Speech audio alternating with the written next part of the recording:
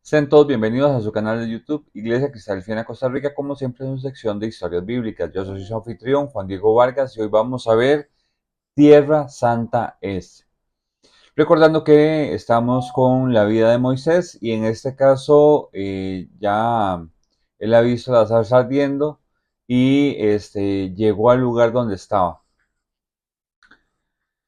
Y nos dice Éxodo 3, versículo 5. Éxodo 3, versículo 5. No te acerques, quita tu calzado de tus pies, porque el lugar en que tú estás, tierra santa es. La cita comentada de hoy, la historia bíblica, está con una cita específicamente. Recordemos que cuando Moisés llega desde el desierto hasta el monte Horeb con el rebaño, nos dice en el versículo 2 de ese mismo capítulo 3, y se le apareció el ángel de Jehová en una llama de fuego en medio de la zarza, de una zarza, y él miró y vio que la zarza ardía en fuego y la zarza no se consumía. Mas, mas Moisés se acerca a ver esta visión. Cuando llega vemos este versículo. Vemos un mandato, no acercarse hasta que se cumpla con la obediencia a quitarse el calzado. Motivo, tierra santa es. En este caso sabemos que Moisés obedece de inmediato. Al igual como este mandato, ¿cuántos mandatos tenemos en la Biblia para nosotros? Es algo que debemos preguntarnos. Y la respuesta sería una gran cantidad. El tema que debemos recordar es el motivo por el que están escritos todos esos mandatos. Y en esto nos recuerda a nosotros 2 Timoteo 3, versículos 16 y 17. Toda la escritura es inspirada por Dios y útil para enseñar, para redarguir, para corregir, para instruir en justicia, a fin de que el hombre de Dios sea perfecto, enteramente preparado para toda buena obra. Entonces, de acuerdo a esto, realmente sabemos muy bien que todos, al igual como el mandato que se le da a Moisés de quitarse los zapatos, nosotros tenemos muchos mandatos en la palabra, pero que tienen que ver con esto para redarguir, para corregir, para instruir en justicia, a fin de que el hombre sea de Dios sea perfecto, enteramente preparado para toda buena obra. Ese es el propósito de los mandatos que tenemos en la Biblia. De esta forma, entendemos que al ser obedientes a estos mandatos seremos consecuentes con el llamado y por ende mantendremos la salvación, ya que Jesús lavó nuestros pecados, pero en el momento que somos bautizados tenemos la responsabilidad de ser consecuentes con ese llamado. Ahora, ¿por qué se le mandó quitarse el calzado? Y aquí vamos con la lección espiritual. Eso es porque viene de tocar otra tierra que no es santa. En general, el acto de quitarse el calzado en la Biblia simboliza un reconocimiento de la santidad, un acto de reverencia, sumisión y obediencia a Dios, y un despojo de lo terrenal para estar plenamente receptivo a la presencia y voluntad divina.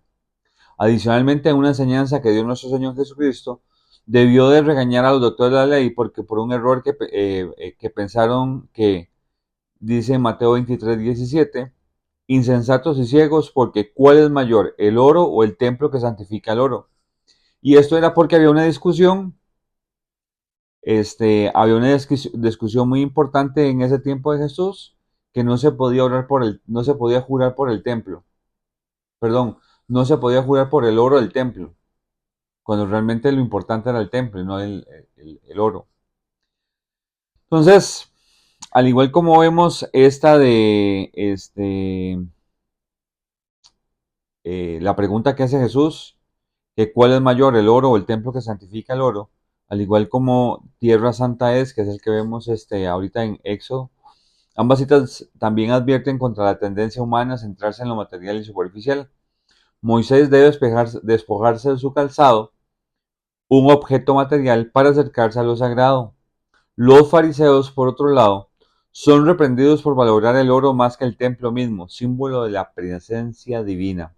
En conclusión, estas citas nos recuerdan que la verdadera santidad reside en Dios y en aquello que está conectado a Él. Debemos tener cuidado de no confundir lo material con lo sagrado, ni permitir que las preocupaciones mundanas nos impidan reconocer y honrar la verdadera santidad que nos rodea. Así que encontramos santidad en la Biblia. ¿Y por qué? Porque es la palabra inspirada por Dios.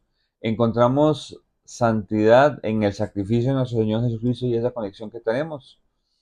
Y de esa manera entonces tenemos que valorarlo, respetarlo y al igual muchas otras cosas tal vez podemos encontrar santidad, pero lo más importante es por esa conexión que hay de Dios con ese objeto.